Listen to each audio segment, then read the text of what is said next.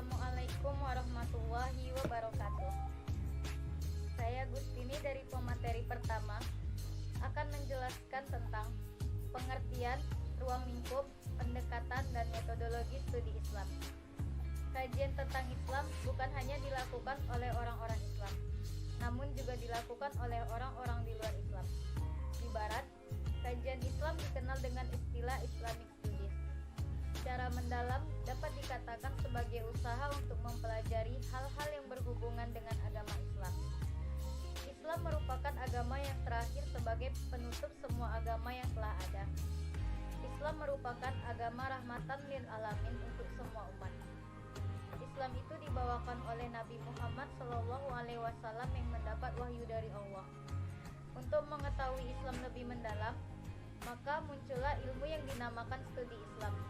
Akan tetapi, studi Islam itu sendiri merupakan bidang kajian yang cukup lama.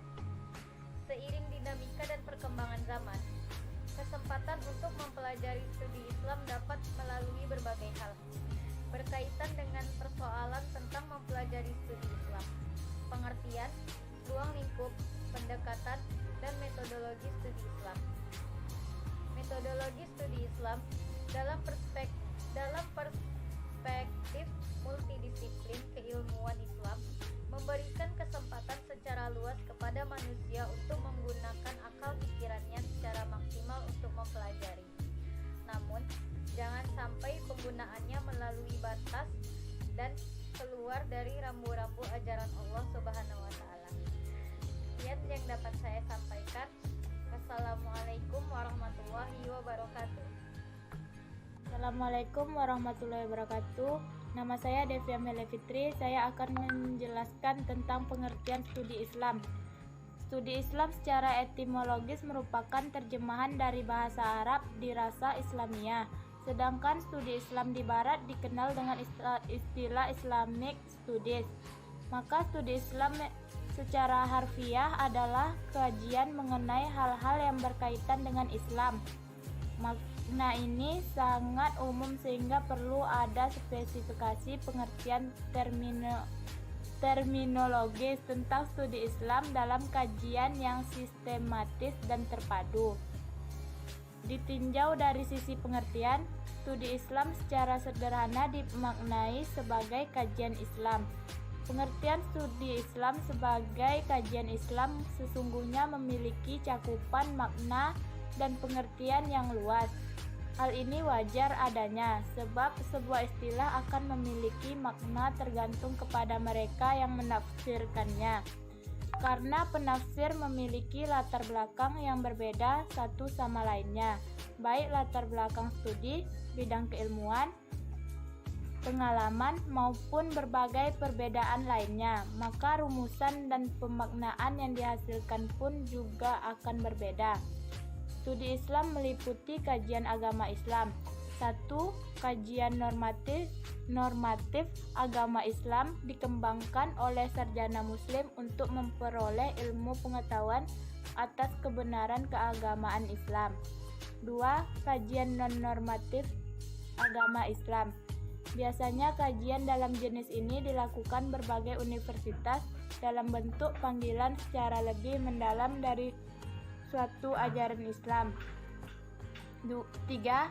Kajian non-normatif atas berbagai aspek keislaman yang berkaitan dengan kultur dan masyarakat muslim.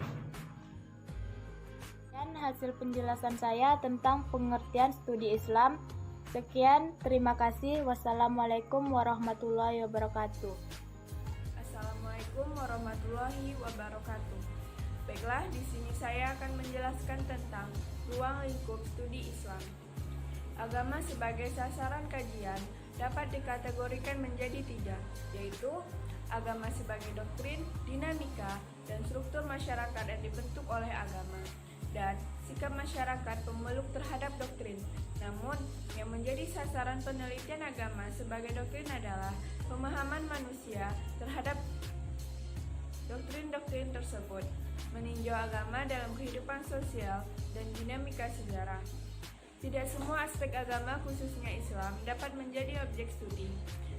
Dalam konteks studi Islam, ada beberapa aspek tertentu dari Islam yang dapat menjadi objek studi, yaitu Islam sebagai doktrin dari Tuhan yang kebenarannya bagi pemeluknya sudah final, dalam arti absolut dan diterima secara apa adanya.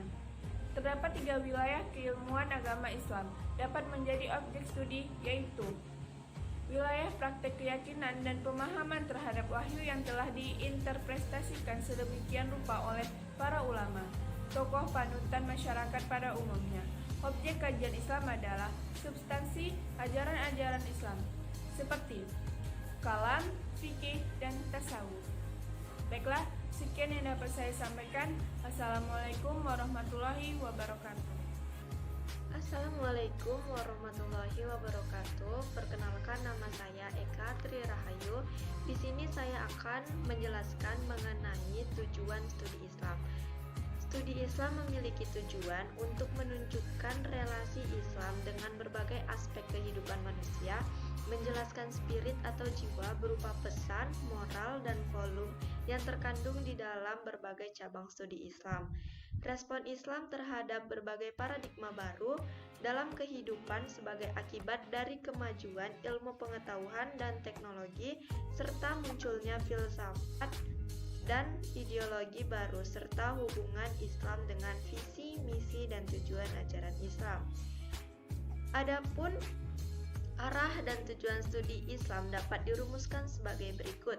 Yang pertama, untuk mempelajari secara mendalam apa sebenarnya hakikat agama Islam itu dan bagaimana posisi serta hubungannya dengan agama-agama lain dalam kehidupan budaya manusia.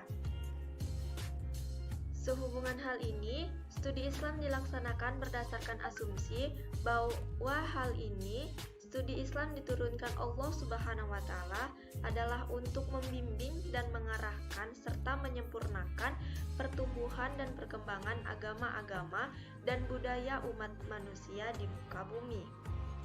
Yang kedua, untuk mempelajari secara mendalam pokok-pokok isi ajaran agama Islam yang asli dan bagaimana penjabaran operasionalisasinya dalam pertumbuhan dan perkembangan budaya dan peradaban Islam sepanjang sejarahnya. Studi Islam ini berasumsi bahwa agama adalah agama fitrah, sehingga pokok-pokok isi ajaran Islam tentunya sesuai dengan fitrah manusia. Yang ketiga, untuk mempelajari secara mendalam sumber dasar ajaran agama Islam yang tetap abadi dan dinamis dan bagaimana aktualisasinya sepanjang sejarah.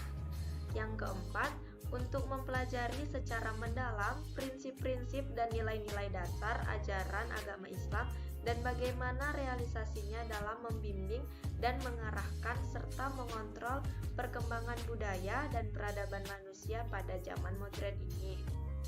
Dengan demikian, tujuan-tujuan tersebut tampaklah karakteristik dari studi Islam yang selama ini dikembangkan di perguruan tinggi, tidak bersifat konvensional, melainkan lebih bersifat memadukan antara studi Islam di kalangan umat Islam sendiri, atau bersifat subjektif, doktriner, dan kalangan luar Islam yang bersifat ilmiah. Assalamualaikum warahmatullahi wabarakatuh. Saya Tania Mawarti akan menjelaskan apa itu pendekatan dan metodologi studi Islam. Dalam melakukan studi Islam, ada beberapa pendekatan yang harus dipahami dengan baik. Salah satunya adalah pendekatan sosiologis. Pendekatan sosiologis. Sosiologis berasal dari dua kata. Yang pertama berasal dari bahasa Latin yaitu socius yang memiliki arti teman. Kemudian yang kedua berasal dari bahasa Yunani yaitu logos yang memiliki arti ilmu. Dari dua pengertian di atas dapat disimpulkan, sosiologis adalah ilmu yang mempelajari tentang perilaku manusia dan kelompok manusia. Pada hakikatnya, manusia adalah makhluk biologis, makhluk pribadi, makhluk sosial, dan makhluk religius.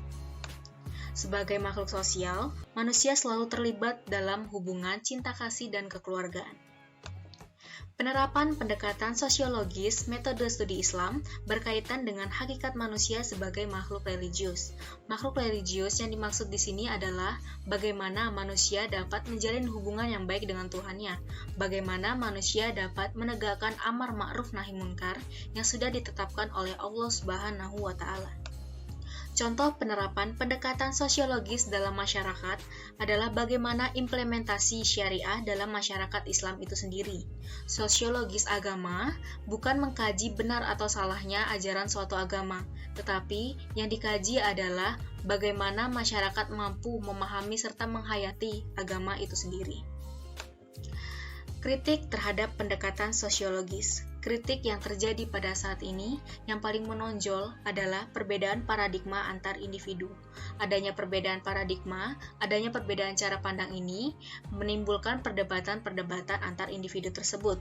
Padahal pada hakikatnya Islam adalah agama yang sebenar-benarnya. Tidak ada yang perlu diperdebatkan lagi karena semua sudah dipertanggungjawabkan dan bisa dipertanggungjawabkan di Al-Quran dan hadis.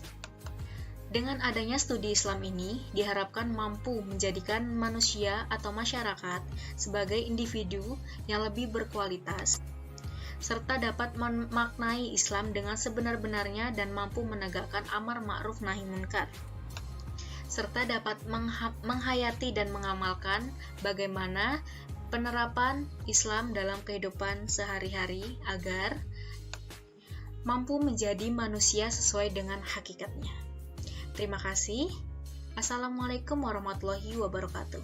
Materi selanjutnya akan disampaikan oleh pemateri selanjutnya. Kepada pemateri dipersilakan. Assalamualaikum warahmatullahi wabarakatuh. Baik, di sini saya akan melanjutkan materi dari pemateri sebelumnya mengenai metode studi Islam. Hubungannya dengan studi Islam, metodologi berarti membahas kajian-kajian seputar berbagai macam metode yang digunakan dalam studi Islam. Adapun secara lebih rinci dapat dijabarkan sebagai berikut. Yang pertama yaitu mengenal Allah dan membandingkannya dengan Tuhan atau sesembahan dari agama-agama lain. Yang kedua, mempelajari kitab Al-Quran dan membandingkannya dengan kitab-kitab yang lain. Yang ketiga, mempelajari kepribadian Rasul Islam atau Rasulullah dan membandingkannya dengan tokoh-tokoh besar yang berpengaruh yang pernah hidup dalam sejarah. Dan yang keempat, itu mempelajari tokoh-tokoh utama agama maupun aliran-aliran pemikiran lainnya. Kemudian, adapun metode studi Islam secara lebih rinci dapat dijabarkan sebagai berikut. Yang pertama yaitu metode ilmu pengetahuan. Dan yang kedua, metode ilmu pengetahuan atau metode ilmiah, yaitu cara yang harus dilalui oleh proses ilmu sehingga dapat mencapai kebenaran. Assalamualaikum warahmatullahi wabarakatuh. Nama saya Khairia. Saya akan membahas teori secara umum sosiologi. Sosiologi merupakan ilmu umum, artinya sosiologi mempelajari gejala umum yang ada pada setiap interaksi dalam kehidupan sehari-hari. Di dalam penelitian ini, peneliti melihat sudut pandang sosiologi pendidikan. Maka dari situ, sosiologi pendidikan tidak lepas dari hubungan antara individu, aktor mempelajari lingkungan sosialnya. Saran utama di dalam sosiologi pendidikan adalah peserta pendidikan lingkungan sosialnya. Terdapat beberapa tujuan sosiologi, salah satunya sosiologi sebagian analisis proses sosialisasi.